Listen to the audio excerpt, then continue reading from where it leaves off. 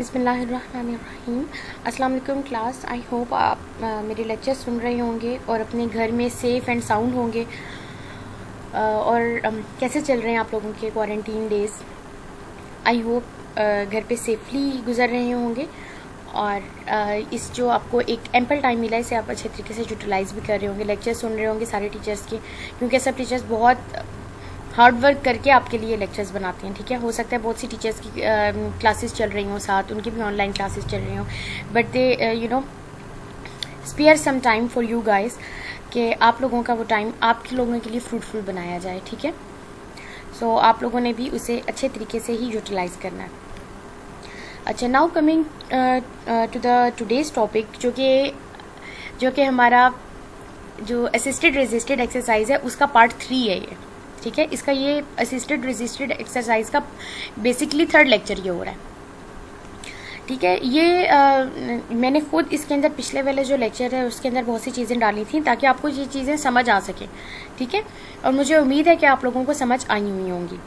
तो अब भी जो आज का लेक्चर है वो देखने में थोड़ा सा लंबा आपको लग रहा होगा, but it's not actually that lengthy. वो क्या है कि देखें, जब टेक्निक्स ऑफ असिस्टेड एक्सरसाइज हैं, टेक्निक्स ऑफ रेजिस्टेड एक्सरसाइज हैं, सो बिल्कुल एक जैसी ही उसके अंदर बातें हैं कि उसके अंदर स्टेबलाइजेशन होगी, पैटर्न ऑफ मूवमेंट होगा, ट्रैक्शन है, कॉपरेशन ऑफ पेशेंट है। ठीक है, और स्टार्टिंग पोजीशन, ये सब चीज़ें जो हैं दोनों की सेम होंगी, बट क्या है, एक में आपने असिस्टेड को निकाल के रेजिस्टेड लगा देना है और रेजिस्टेड में आपने, ठीक है, और जब असिस्टेड है तो रेजिस्टेड को निकाल के आपने असिस्टेड लगा देना है। ठीक है, और थोड़ा सा ये असिस्टेंस और रेजिस्टेंस वाला चक्कर है। बेसिकली ये बहुत बड़ा चक्कर है, मतलब असिस्टेंस एक बिल्कुल अलग एक्सरसाइज है, रेजिस्टेड बिल्कुल अलग एक्सरसाइजेज हैं। ठीक है, और लेकिन और असिस्ट जो कि हमारा टॉपिक है असिस्टेड रेजिस्टेड एक्सरसाइज, और दोनों एक्सरसाइज इकट्ठी भी लगाई एक जगह पे परफॉर्म हो सकती हैं। कैसे हो सकती हैं? जो जिस तरह के जब ये टॉपिक स्टार्ट हुआ था मैंने पहले ही बताया था कि जब फॉर एग्जांपल कोई मसल है, कोई बाइसेप है, ठीक है, अब उसकी स्टार्टिंग में बिल्कुल उसकी अच्छी एबिलिटी है, वो खुद मूवमेंट कर सकता है। ठीक है, अब आप उसे असिस्टेंस दे रहे हैं, ठीक है, उसे वहाँ पे असिस्टेंस की जरूरत नहीं है। ठीक है, वो वहाँ पे खुद करेगा, उधर आप रेजिस्टेंस देंगे, लेकिन अब उसकी वहाँ पे आगे फॉर एग्जांपल उसकी 30 रेंज तक बिल्कुल ठीक है, अब 30 के आगे उसे क्या है, उसका वीक है वहाँ से।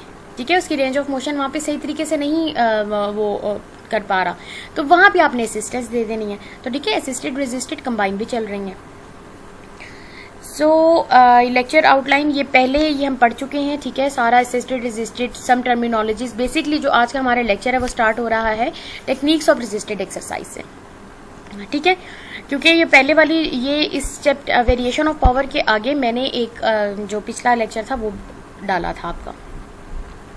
ठीक है, तो टेक्निक्स में वही है कि स्टार्टिंग पोजीशन है, पैटर्न ऑफ, ये मैं इतना ज़्यादा इसके हम सिर्फ इसमें रेजिस्टिंग फोर्स के बारे में पढ़ लेंगे, बाकी सारी वही है। तो कैरेक्टर ऑफ मूवमेंट के बारे में पता होना चाहिए पेशेंट को।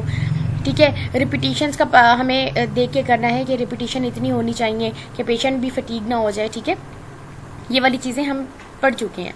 तो रेजिस्टेंस में भी वही वाली चीज़ें होंगी, बट सिर्फ कहाँ पर डिफरेंस आएगा आपके पास, रेजिस्टिंग फोर्स के अंदर। ठीक है, स्टार्टिंग पोजीशन अब मैं जो बात करूंगी वो यही है कि पेशेंट की बॉडी स्टेबल होनी चाहिए, पेशेंट को अपनी पैटर्न ऑफ मूवमेंट और उसे इतना पता होना चाहिए कि जो मेरा ये जो मूवमेंट मैं कर रहा हूँ इसके और जो इसके अगेंस्ट जो मुझे रेजिस्टेंस मिल रही है उसके अगेंस्ट मैंने कितनी एफर्ट लगानी है।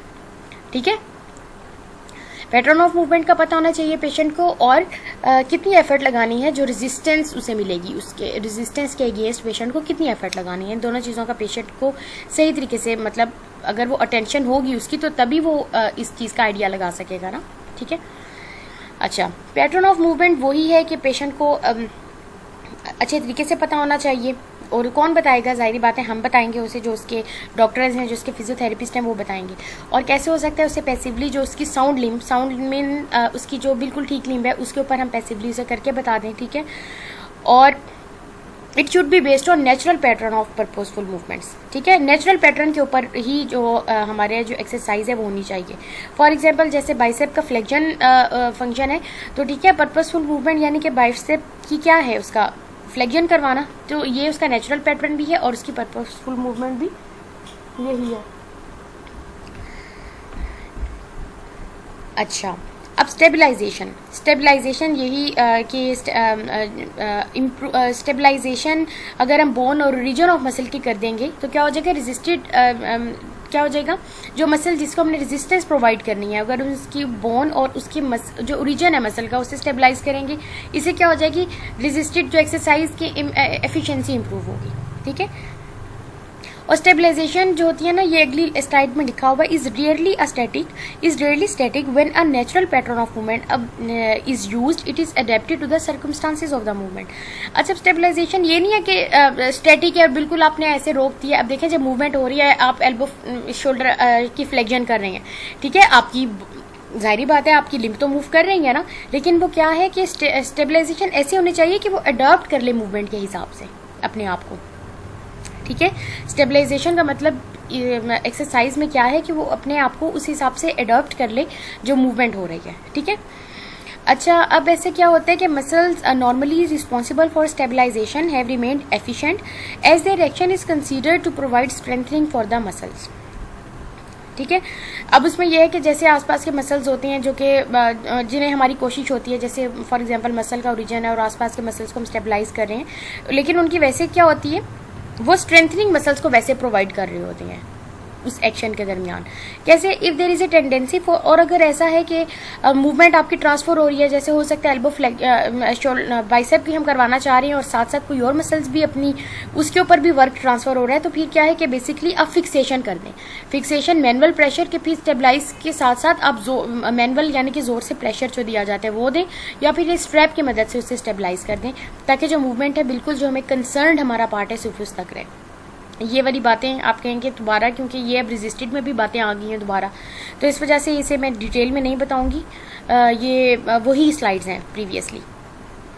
अच्छा, अब ट्रैक्शन यही भी है कि स्ट्रेचिंग, जिन मसल्स की हमने एक्सरसाइज करवानी है, अगर हम उन्हें स्ट्रेचिंग हल्की सी कर देंगे तो क्या हो जाएगा, ये उससे ज़्यादा कॉन्ट्रैक्शन में हेल्प मिलेगी। मायोटैटिक रिफ्लेक्स के थ्रू क्या होता है कि जब आप स्ट्रेच करते हैं मसल्स को तो वो इतना ही पावरफुली कॉन्ट्रैक्ट करता है। ठीक है, और ये traction maintain through out the range facilitate जो, अब ट्रैक्शन अगर आप पूरे, जैसे अब आप किसी को एल्बो शोल्डर फ्लेक्शन करवा रहे हैं और साथ आपने, ठीक है, ट्रैक्शन भी दी हुई है, जब ट्रैक्शन दी हुई है मतलब ट्रैक्शन दे के करवा रहे हैं, जिस तरह ये देखें ट्रैक्शन इस पिक्चर में, ये बेसिकली सर्वाइकल ट्रैक्शन है, ये हम पढ़ेंगे जब आप लोगों का 6-7 सेमेस्टर आएगा, उसमें आप पढ़ेंगे ये चीज़ें।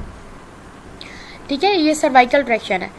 तो अच्छा, ट्रैक्शन देखिए, ये सर्वाइकल जॉइंट पे ये इसकी ट्रैक्शन चल रही है, और क्या होता है इससे, ट्रैक्शन आपकी क्या करती है बेसिकली। अच्छा, अब देखें ये वाली जो ट्रैक्शन है ना, स्ट्रेचिंग ऑफ द मसल, ये स्ट्रेचिंग मसल्स की और होती है, और जॉइंट का जो ट्रैक्शन है वो और है। ठीक है, और वो जो हम ट्रैक्शन देते हैं थ्रू आउट द रेंज, वो क्या करती है, आपकी जॉइंट की मूवमेंट को फैसिलिटेट करती है। ठीक है,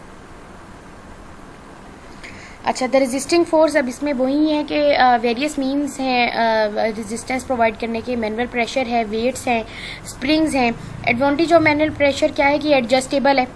ठीक है, कैन बी, और क्या है, मैनुअल प्रेशर आप एक्यूरेटली एडजस्ट कर सकते हैं to match the power of the muscle in every part of the range. लेकिन ये क्या है, ये मेजरेबल नहीं है। आप मतलब किस तरह से इसका एडवांटेज है मैनुअल प्रेशर का और मैकेनिकल रेजिस्टेंस को हम डिस्कस कर रहे हैं। मैनुअल प्रेशर का ये एडवांटेज है कि एडजस्ट किया जा सकता है जब आप accurately to match the power of the muscles in every part of range. ठीक है, हर पार्ट है जो मसल का आप उसमें जैसे रेजिस्टिंग फोर्स दे रहे हैं, अब आपको पता है कि इस वाले पार्ट में सिर्फ इतनी रेजिस्टेंस फोर्स चाहिए, आप उतना ही प्रेशर देंगे। ठीक है, इतनी रेजिस्टेंस फोर्स चाहिए, इतना ही प्रेशर उसका देंगे। लेकिन इसका डिसएडवांटेज क्या है कि मेजरेबल हो सकता है आप अपनी तरफ से तो आपने सही प्रेशर दिया हो, बिल्कुल एक्यूरेट दिया हो, लेकिन मेजरेबल तो नहीं है ना। ठीक है, मेजर नहीं किया जा सकता इस प्रेशर को, जबकि मैकेनिकल रेजिस्टेंस क्या है, मेजरेबल है and provide a useful progress. Mechanical equipment के थ्रू होगी तो ऑब्वियसली मेजरेबल होगी। ठीक है, magnitude of resisting force varies according to the purpose.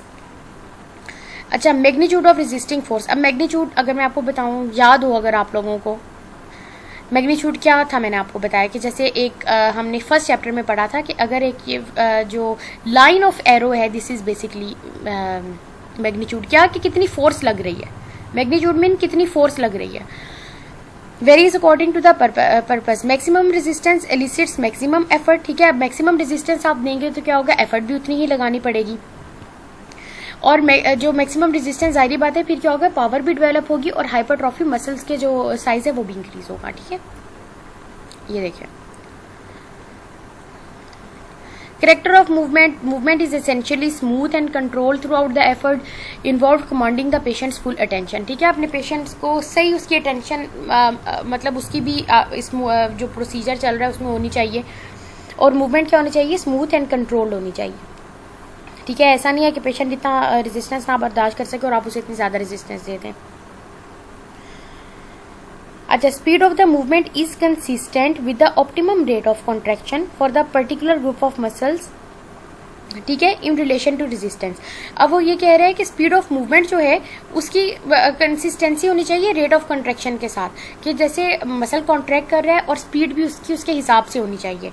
ठीक है, और रेजिस्टेंस भी उसी हिसाब से लग रही है। अब ऐसे नहीं है कि मसल में इतनी ज़्यादा रेजिस्टेंस भी ना लग सके और इतना स्पीड भी ना उसकी अभी रेंज ऑफ मोशन इतनी ज़्यादा एफिशिएंट ना हो।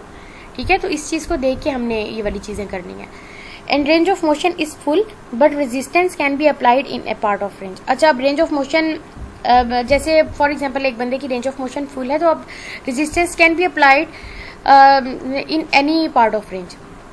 ठीक है, जहां पे आपको रेजिस्टेंस की जरूरत होगी आपने उधर ही अप्लाई करना है, जो मैं पहले ही बात बता चुकी हूँ। रिपीटिशन यही है, inadvisable to accept any rule of thumb. नहीं, ये नहीं है, मतलब ये मैंने सबसे पहले ये पढ़ा है कि number of times muscles are thrown into action against a resistance varies to the condition. ठीक है, पेशेंट की कंडीशन पर डिपेंड करता है। हो सकता है वो जितनी बर्दाश्त कर सकेगा रिपीटिशन उतनी ही आपने करवानी है। ऐसे नहीं कि जो मैंने पहले बताया था ज़्यादा नहीं होगी, जितनी वो बर्दाश्त कर सकता है। Low resistance high repetition exercises, ये जैसे कि रेजिस्टेंस लो है लेकिन रिपीटिशन ज़्यादा है, ये कैसे जो ओल्ड एज पीपल में ये ज़्यादा होता है। ऑस्टियोआर्थराइटिस है किसी को, ठीक है, उसके ऐसे पेशेंट्स में ज़्यादा होता है, ये वाली करवाई जाती है। और हाई रेजिस्टेंस लो रिपीटिशन, जिस तरह नाम से पता है कि जाहिर बात है ये पावर इसके अंदर आ रही है, स्ट्रेंथ आ रही है इसके अंदर।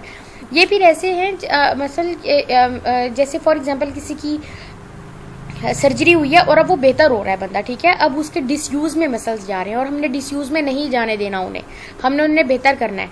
ठीक है, तो फिर ऐसे मसल्स में या जो अच्छे जिस तरह यंग पेशेंट्स होंगे उनके अंदर हम ये यंग होंगे जिन्हें पावर मसल को बिल्डअप करने की ज़रूरत है जिन्हें, तब हम ये करवाएंगे। ठीक है, और static resisted contraction of the muscles, कभी कभी जॉइंट के अंदर ये आगे लिखी हुई हैं सारी चीज़ें, ये मैंने उधर बस डाली नहीं थी क्योंकि मैंने आगे एक स्लाइड में पेस्ट कर दी हैं, आपको पता चल जाएगा। ठीक है, कभी कभी जॉइंट में क्या है, फ्यूजन हो जाती है, जॉइंट के जो चेंजेस हो जाती हैं। फॉर एग्जांपल अंदर कभी कभी जॉइंट में स्वेलिंग हो जाती है। ठीक है, तो उसमें क्या है कि स्टैटिक रेजिस्टेंस सिर्फ, यानी कि सिर्फ और सिर्फ क्या है, उसी प्लेस के अंदर, ना ही रेंज ऑफ मोशन नहीं है, बस स्टैटिक रेजिस्टेंस आप जो है वो प्रोवाइड कर रहे हैं मसल्स की। ये मैं इसमें पढ़ रही हूँ कि हाई रेजिस्टेंस लो रिपीटिशन, ये मैंने बता दिया था आपको कि for example after traumatic injury in connection with orthopaedic surgery. ठीक है, मेनिसेक्टमी क्या होता है, ये जो मेनिस्कस को रिमूव करते हैं सर्जिकल वे में, नी में जो मेनिस्कस हैं उसको। ठीक है, मेनिस्कस क्या होते हैं, कुशन है ये आपके जो नी के ये फीमरल कंडाइल और टीबियल कंडाइल के दरमियान में एक मेनिस्कस प्रेजेंट होते हैं जो कि शॉक एब्जॉर्ब करते हैं। ठीक है, where there is effusion or joint changes are present as in rheumatoid arthritis, static resisted contraction of the muscles passing over the joint with high repetition figure are valuable for retaining muscular efficiency but in pain free range। ठीक है, वो static resistance आप दे रहे हैं और high repetition के साथ उसमें मसला नहीं होगा पेशेंट को, पेशेंट की वो कंडीशन भी बेहतर रहेगी, मस्कुलर एफिशिएंसी भी अच्छी होती रहेगी, लेकिन यह है कि इतना लोड पेशेंट पे नहीं डलेगा।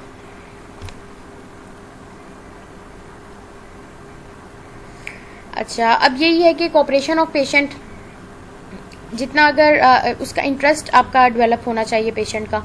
ठीक है, precision in applying the resistance, regular measurements. ठीक है, अब आप देखें जब ये सब कुछ करेंगे आप उसकी उसे बताएंगे कि नहीं अब देखें आपकी 10 पहले रेपिटेशन से अब आप 20 पे चले गए, आप में बहुत बेहतरी आ रही है, उससे इंकरेजमेंट की भी ज़रूरत है। और अब जब इस प्रोग्रेस को जो उसकी हो रही है डेली आप रिकॉर्ड करेंगे कि अब आज इसने इतने % जो है बेहतरी आई है, अगले दिन इतने % बेहतरी आई है। जब आप ये रिकॉर्ड करेंगे और रेगुलर मेजरमेंट्स लेंगे पेशेंट की, फॉर एग्जाम्पल मसल को आप इंची टेप से मेजर करके बताएंगे कि नहीं अब आपके मसल पहले इतनी उसकी गर्स थी अब वो इम्प्रूव हो गया, वो थोड़ा सा बेहतर हो गया, तो वो पेशेंट क्या होगा, उसे होगा कि नहीं मेरे साथ बहुत अच्छा काम हो रहा है। आप वैसे ही कभी नोट करें, आप किसी पेशेंट से बहुत अच्छे तरीके से बात कर लें, ठीक है, उसे इंकरेज करें कि आप बेहतर हो जाएंगे, तो क्या हो जाता है वो वैसे ही अच्छा फील करने लग जाता है, ठीक है। ये चीज़ें बहुत इंपॉर्टेंट होती हैं। अच्छा, अब यही रेजिस्टेंस है कि टाइप्स हैं कि रेजिस्टेंस जो फोर्स ऑफ ग्रेविटी के अलावा और कौन कौन सी होती हैं, ये हम इसका मैंने पहले भी स्लाइड डाली थी। फिजियोथेरेपिस्ट की रेजिस्टेंस है, फिर पेशेंट की अपनी बॉडी की भी रेजिस्टेंस होती है, वेट्स हैं, पुलीज हैं, सब्सटेंसेस विच आर मेलिएबल जो कि जैसे क्ले है जो कि मोल्ड शेप आप उनकी कर सकते हैं, जिस तरह जो क्ले है वो जो रेत होती है जिससे बच्चे खेलते हैं, वो क्ले देखिए आप लोगों ने, ठीक है, वो मेलिएबल, उसे आप कभी मोल्ड करके कभी सीधा कर लेते हैं, कभी उसे गोल सा बना लेते हैं, ठीक है, वो मेलिएबल वो होती है जिसे ट्रांसफॉर्म किए जा सकती है शेप, ठीक है। And water. अच्छा, अब रेजिस्टेंस बाय द फिजियोथेरेपिस्ट क्या है? PT usually applied manual so sorry tongue twist हो गई मेरी। Physiotherapist usually apply manually in the line of movement, ठीक है। Patient hand is placed physiotherapist hand is placed on the surface of the skin which is in the direction of movement, ठीक है। Direction of movement में आप वो जारी बात है उसका भी हैंड होगा क्योंकि आपने उसी डायरेक्शन में मूवमेंट करवानी है। To prevent waste of effort and to ensure smooth controlled pressure, the physiotherapist stance must be in the line of movement, ठीक है। जहाँ पे फॉर एग्जांपल अगर आपके राइट बाइसेप की मूवमेंट वो इस पे रेजिस्टेंस हमने अप्लाई करनी है और मूवमेंट कोई एक्सरसाइज करवानी है, तो ये है कि उधर ही खड़ा हो जो मेरे राइट साइड के ऊपर, ताकि उस जो मेरी लाइन ऑफ मूवमेंट है उधर ही है। So the thrusting action of legs and the body weight are utilise. अब अगर वहाँ पे काउच होता तो मैं आपको बताती कि थ्रस्टिंग जारी बात है, जब हम आगे जा रहे हैं हम एक ही अपनी बॉडी को ट्रांसफर अपनी पहले दोनों टांगों पे खड़े हुए हैं ना, ठीक है, हम लोग, पेशेंट लेटा हुआ है, अब देखें हम पेशेंट का बाजू लेके आ रहे हैं इस तरह से इस तरह, ठीक है, तो हम अपना क्या कर रहे हैं, थ्रस्टिंग एक्शन ऑफ लेग्स, हमारा भी देखें किस तरह से मूवमेंट हो रही है हमारे अंदर भी, और हम अपने किस तरह बॉडी वेट को यूटिलाइज कर रहे हैं पेशेंट को एक्सरसाइज करवाने के अंदर, बेसिकली मैं ये कहना चाह रही हूँ।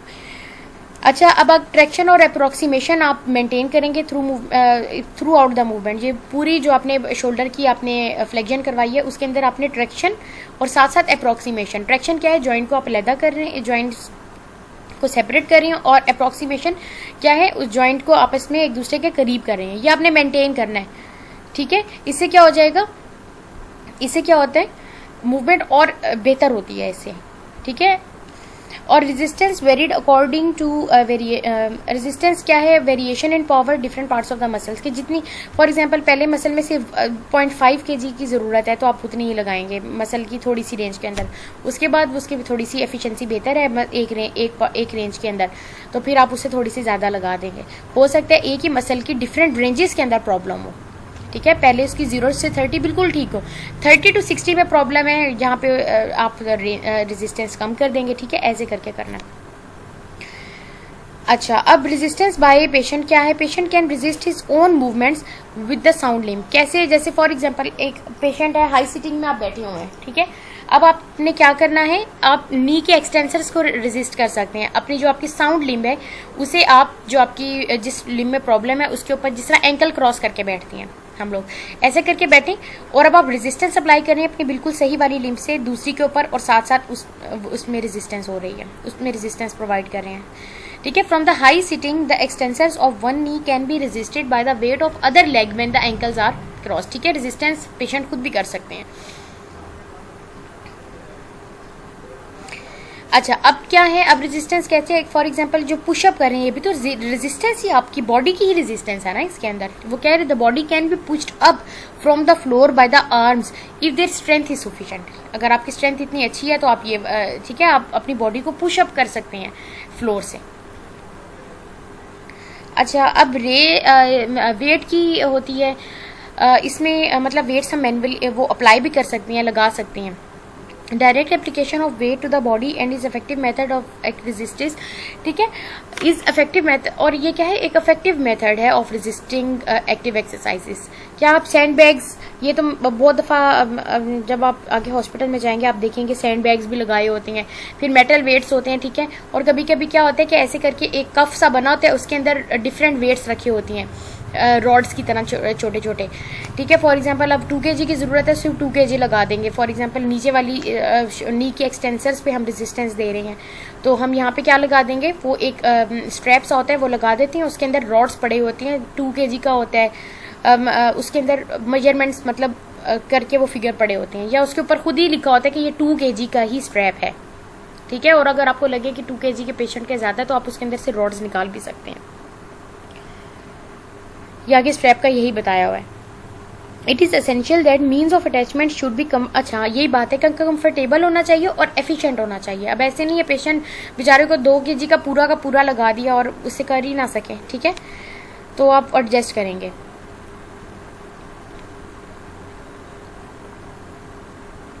By this method, resistance of necessity be given in the direction of gravity. Its effect increases progressively if the weight is moved away from the central axis of the body. ठीक है, away from the central axis of body क्या हो जाएगा, ज्यादा gravity उसके ऊपर act करेगी। It is convenient and suitable method for home practice after adequate instruction has been given. जैसे for example lifting a weight held in the hand or attaches to the foot or throwing a medicine ball are common examples। देखें क्या है, जब आप body के centre से उसे दूर कर देंगे, ठीक है, तो जाहिर बात है उस पर ज्यादा एफर्ट आपको लगानी पड़ेगी, ठीक है। जैसे for example lifting a weight held in the hand, अब हाथ में आपने वजन उठाया हुआ आप इस तरह उठा रहे हैं तो आपकी बॉडी से तो दूर हो गया है ना वो लेकिन हम क्या है अच्छी तरह से पेशेंट को इंस्ट्रक्शन देने के बाद जब वो इस काबिल हो जाए तभी हम उसे ये वाली एक्सरसाइज प्रिस्क्राइब करेंगे, वरना हम उसे अपनी मौजूदगी के अंदर करवाएंगे, ठीक है। प्रोग्रेसिव रेजिस्टेंस एक्सरसाइज, ठीक है, ये भी मैंने आपको बताया था पहली स्लाइड में, इसका थोड़ा सा ब्रीफ इंट्रो दिया था। क्या है कि Aahista Aahista progressively resistance increase कर रहे हैं। फॉर एग्जांपल 2 है, फिर 3 है, फिर 4 है, फिर 5 है, ठीक है। प्रोमोटिंग मस्कुलर डेवलपमेंट, ठीक है, प्रोमोटिंग और प्रोग्रेसिवली इन नेचर आप कर रहे हैं, ठीक है। मसल्स डेवलप हो रहे हैं, उनमें पावर आ रही है, लेकिन किस सेंस में आ रही है, प्रोग्रेसिव, आहिस्ता आहिस्ता इंक्रीज कर रहे हैं। पाउंडेज क्या है, poundage is determined by testing the repetition maximum. Poundage क्या होता है कि अब कितना वेट उसे चाहिए। फॉर एग्जांपल पाउंडेज अगर आप इसे देखना चाहें तो पाउंडेज का डायरेक्टली किससे जाता है, वेट से जाता है। कैसे अब फॉर एग्जांपल एक पेशेंट अभी 1 kg के साथ उसने 10 रेपिटेशन जो कि अलाउ है, फॉर एग्जांपल 10 रेपिटेशन है और 10 रेपिटेशन आराम से उसने कर ली है, तो फिर हम उसे और वेट इंक्रीज कर देंगे, ठीक है। Poundage is determined by testing the repetition maximum for a given number of repetition.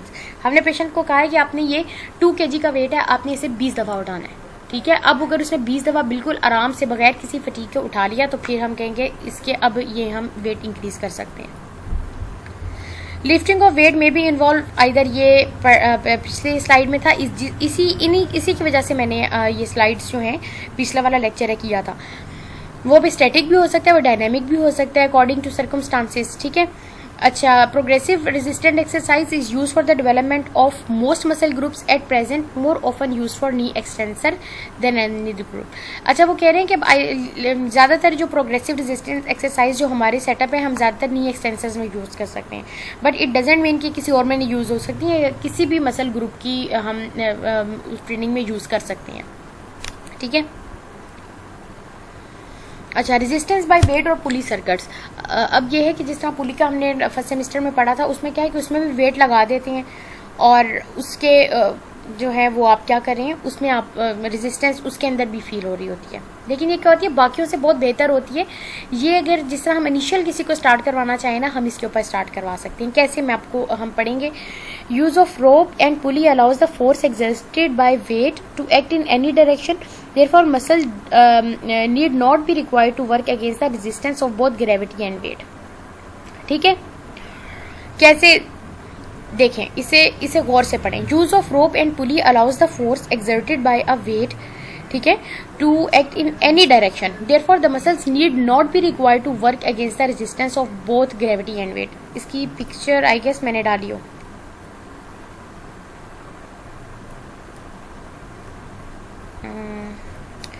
I forgot, but लेकिन मैं आपको इसका समझा देती हूँ। हम इस स्लाइड को रीड करते हैं, मैं आपको इसका अच्छे तरीके से समझाती हूँ कि क्या कहना चाह रहा है। Effect of gravity can be counter balanced if the movement takes place in horizontal plane. अब देखिए फॉर एग्जांपल कोई पेशेंट इनिशियल है और अभी वो अगेंस्ट ग्रेविटी इतनी ज्यादा रेजिस्टेंस नहीं ले सकता, तो क्या हम करेंगे, एक हम हॉरिजेंटल प्लेन के अंदर मूवमेंट लगा देंगे, बजाय इसके कि हम ऊपर पुली लगाए हम किसी सामने जगह पे लगा देंगे और ऐसे करके पेशेंट हॉरिजेंटल प्लेन के अंदर मूवमेंट कर रहा है, जिसके अंदर क्या हो रहा है कि ग्रेविटी का इफेक्ट काउंटर बैलेंस हो रहा है। ठीक है, provides a useful method of arranging resistance for week muscles when the limb is heavy. For example अब लिम्ब क्या है, पेशेंट बल्की है और ठीक है मसल्स भी वीक हैं और अब इतना वेट नहीं उसका उठा सकते, ठीक है, फिजियोथेरेपिस्ट भी नहीं उठा सकता, तो हम पुली को यूज कर रहे हैं, लेकिन अब स्टार्टिंग में हम क्या कर रहे हैं, उसे हॉरिजेंटल प्लेन में करवा रहे हैं ताकि उसके जो वीक मसल्स के लिए पहले एटलीस्ट वो उसके यूज टू हो जाएं। To ensure relaxation and lack of strain on the joints between movements, ठीक है, a relaxation stop is incorporated to the circuit। ये अब सर्किट कोई मुझे ऐसी पिक्चर नहीं लगी, उस पे एक ना वो नॉट या क्लिप सा लगा होता है, जिसकी वजह से क्या होता है वो अगर वो प्रेस कर दे या वो बंदा दबा दे या वो अटैच कर दे, ठीक है, तो उससे क्या होता है वो जो पुली के अंदर रोप है ना, जारी बात है रोप एक तरफ आपका एफर्ट लग रही है और दूसरी तरफ वेट लटका हुआ है, वो क्या हो रहा है वो पास करने से रुक जाती है, रोप उसके अंदर से पास नहीं करेगी। ठीक है, आई होप अब आपको समझ आ गई होगी कि किस तरह से वो एक आप उसे इमेजिन कर लें, ठीक है, क्लिप और नॉट लगा होता है, अगर उसे प्रेस कर दिया जाए या उधर अटैच कर दिया जाए तो क्या हो जाता है वो रोप बेसिकली पास कर रही होती है ना, तो वो रोप पास करने से रुक जाएगी और आप क्या हो सकते हैं रिलैक्स भी कर सकते हैं उसके दरमियान में। ठीक है, साइकोलॉजिकली भी ये बहुत इंपॉर्टेंस है इसकी। क्या है, जब पेशेंट देखेगा कि इतना वेट देखो मैं मूव कर रहा हूँ, तो वो जारी बात है वेट इतना, ये देखें अगर आप पिक्चर में ही देखें नीचे लगाई हुई है, पेशेंट जब देखेगा मैं इतना वेट मूव कर रहा हूँ तो उसमें और इंकरेजमेंट आती है कि नहीं ये तो मैं रिकवर हो रहा हूँ, इतना पाउंडेज यानी कि इतना वेट मैंने लिफ्ट कर लिया। ठीक है, और बेसिकली क्योंकि वो क्या हो रहा है वो रोप और पुली की मदद से काम उसका बहुत आसान हो रहा होता है। ठीक है, मैकेनिक वो एडवांटेज हो रहा होता है इसे। Resistance bye springs and other elastic substances.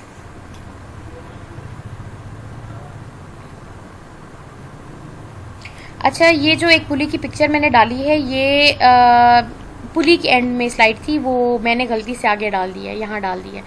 अच्छा, आप देखें अब ऐसा ये फॉर एग्जांपल एक पुली अटैच की हुई है यहाँ पे, ठीक है, ये नी के एक्सटेंसर्स का हम कर रहे हैं। आप इधर देखें कि किस तरह ज़्यादा होती है वो वाली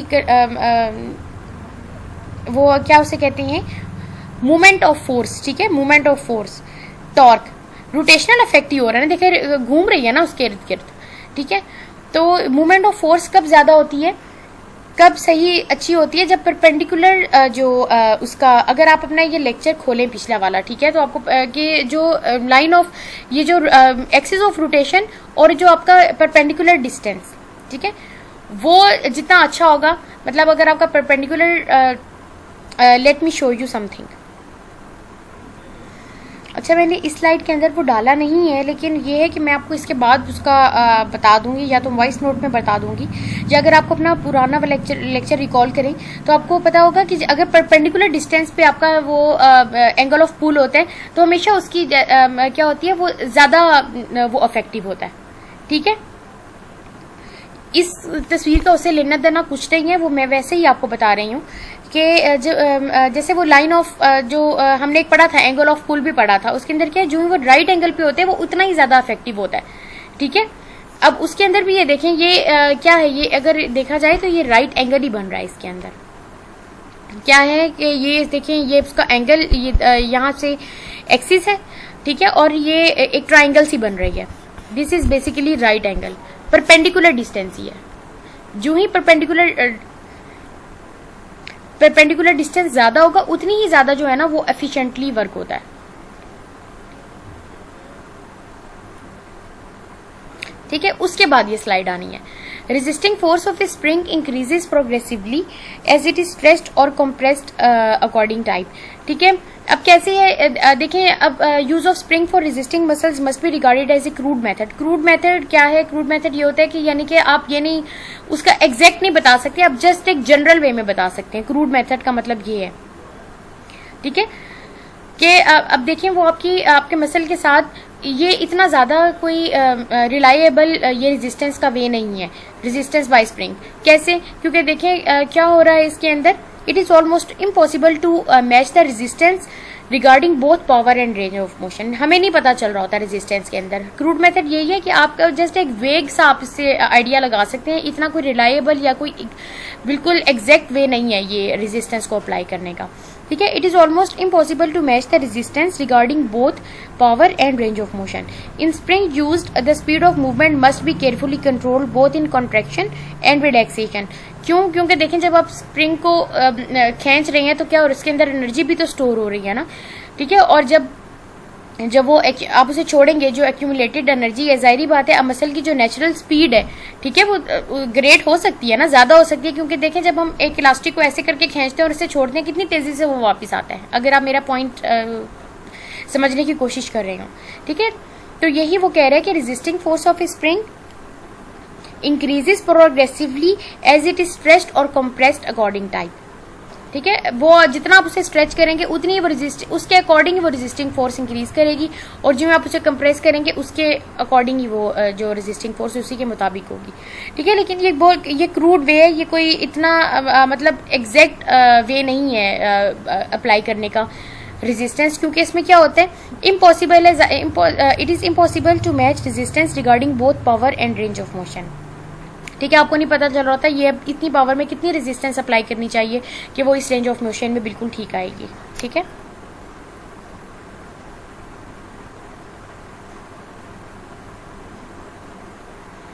अच्छा, resistance by substance which are malleable, ये क्ले, ये बहुत एक इजी किस्म की रेजिस्टेंस, कोई इतनी हार्ड रेजिस्टेंस नहीं होती है। ये ऐसे हैं कि जैसे हैंड आपके हैंड्स को रेजिस्टेंस प्रोवाइड कर रहे हैं, ठीक है। जो आपके हैंड के मोबिलाइजिंग हैंड्स के लिए ज़्यादा यूज़ होती है। फॉर एग्जांपल कोई ऐसी कंडीशन है उसके जो हैंड्स की जो मसल्स हैं वो ज़रा वीक हो गए हैं, तो ठीक है, आप उन्हें क्या कहेंगे कि आप क्ले के अंदर उसे मोल्ड करने की कोशिश करें, उसकी शेप चेंज करने की कोशिश करें, ठीक है, और रेजिस्टेंस अप्लाई करें, उसके ऊपर जोर लगाएं। बेसिकली ये क्या होती है, resistance by substances which are malleable. Resistance by water यही है।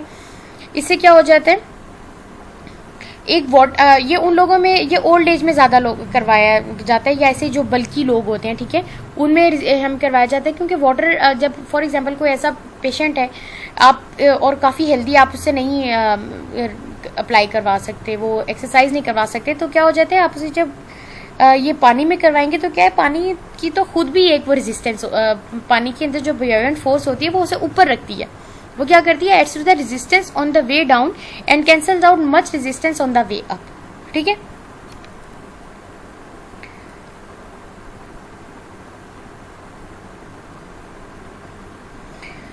अच्छा, अब वो क्या रहे, प्रोग्रेशन, यानी कि क्या है, as a power of muscles increases the resistance must be increased proportionally, ठीक है। अगर जिस तरह फॉर एग्जांपल मसल्स की पावर इंक्रीज हो गई है, तो अब आप जाहिर बात है उसके अंदर और इंक्रीज चाह रहे हैं, तो क्या करेंगे, फिर आप आहिस्ता उसकी रेजिस्टेंस और इंक्रीज कर देंगे। लेकिन क्या है कि पावर ऑफ मसल्स इंक्रीज हो रही है, फिर रेजिस्टेंस आप उसकी इंक्रीज उसी के मुताबिक और करते रहेंगे। 4 मेथड्स हैं रेजिस्टेंस को इंक्रीज करने के लिए। क्या है, इंक्रीज इन पाउंडेज और weight of the resisting force, increase in leverage of the resisting force, alteration in the speed of movement, और क्या है, increase in duration of exercise. ये हम पढ़ते हैं। इंक्रीज इन पाउंडेज क्या है, when a muscle group is able to full range contraction against a weight, specific weight है 2 kg, ठीक है, और a point can contract at a specific speed and for specific duration, ठीक है। अब आपने उसे टेस्ट कर लिया कि ठीक है, अब ये 2 kg वेट जो है वो उठा सकता है, ठीक है, इतनी ड्यूरेशन तक उसने उठा लिया, तो अब आहिस्ता आहिस्ता आप क्या करेंगे, उसे इंक्रीज कर देंगे। अब 2.5 करेंगे, फिर 3 करेंगे, फिर 4 करेंगे, कि आहिस्ता आहिस्ता आप इंक्रीज करेंगे उस वेट को। As the muscle power increases weight is increased, other condition remains constant, ठीक है। फिर किस तरह हो जाएगा, फिर आप ड्यूरेशन है, जैसे फॉर एग्जांपल पहले उसने ये जो वेट उठाया है, जैसे फॉर एग्जांपल, ठीक है, 5 मिनट्स तक उसने ये किया है। अब ठीक है, अब उसने वेट क्या कर दिया, ज्यादा कर दिया है, और आपकी ड्यूरेशन उतनी है कि उतनी देर के लिए इतना ज्यादा वेट उठाना है।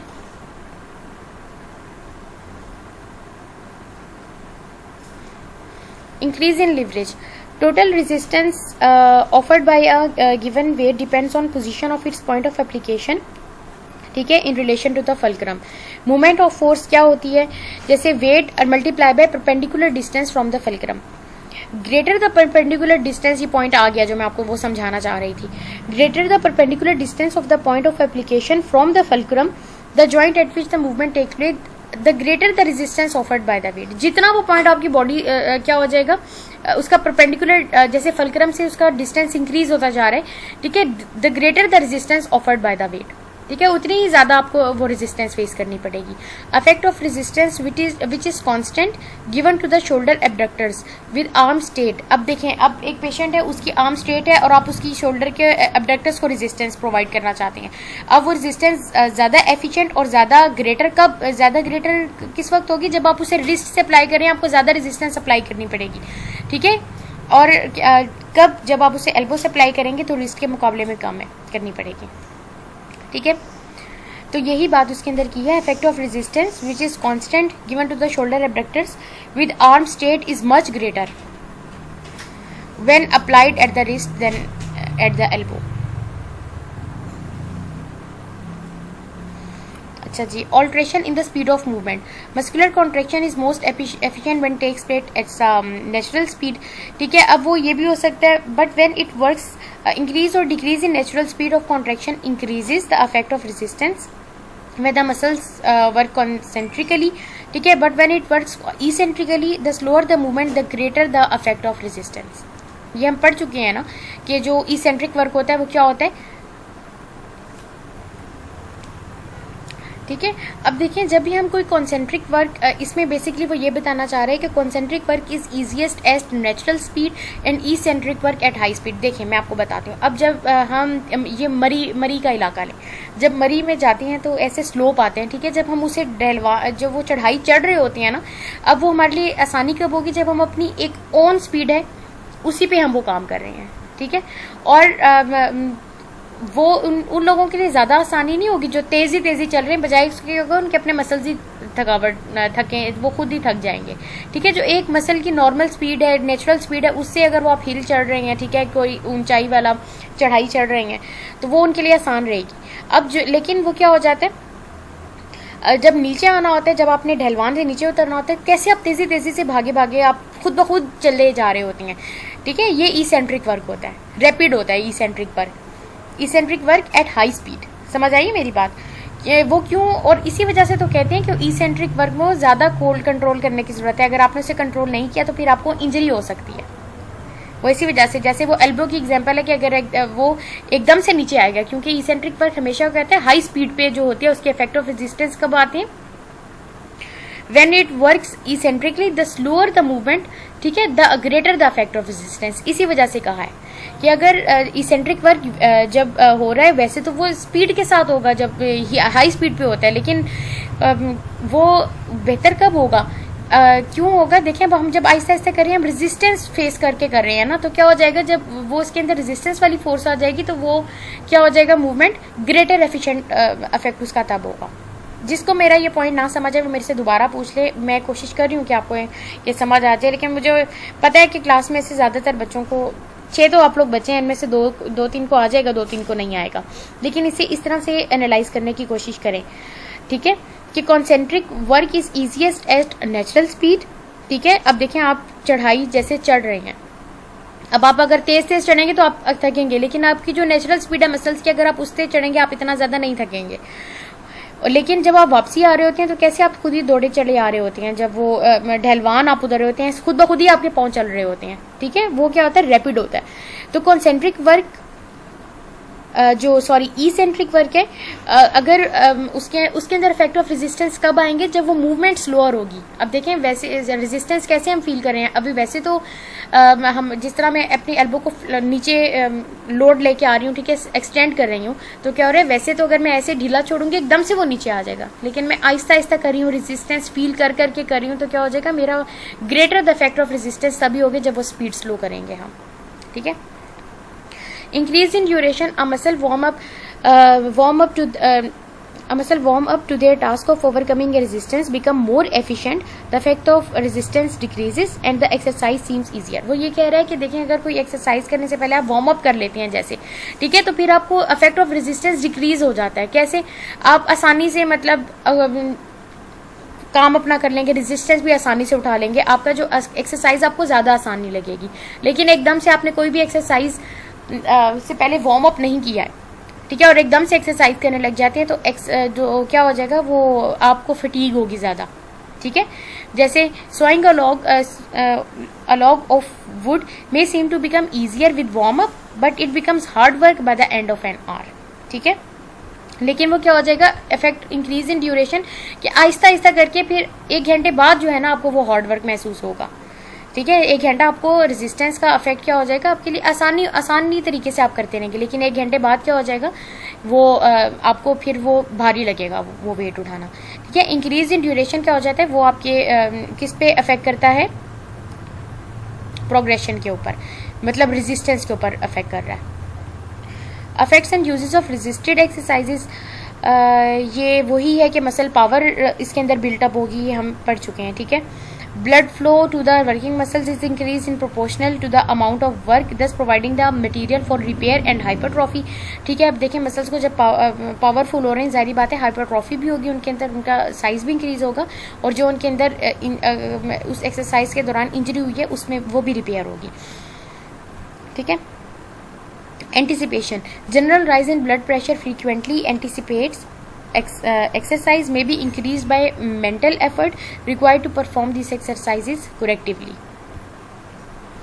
और जाहिर बात है हीट प्रोड्यूस होगी, क्योंकि वेजोडाइलेशन होती है, आपकी स्किन जो है क्या हो जाता है, if sufficient exercise has been done the skin feels, exercise करने के बाद कैसे आपको पसीने आ रहे होते हैं और आप गर्म आपका जिस्म हुआ होता है, ठीक है। वो क्यों हो रहा होता है, क्योंकि आपकी हीट जो है वो क्या हो जाती है, लॉस्ट हो रही होती है आपकी बॉडी से।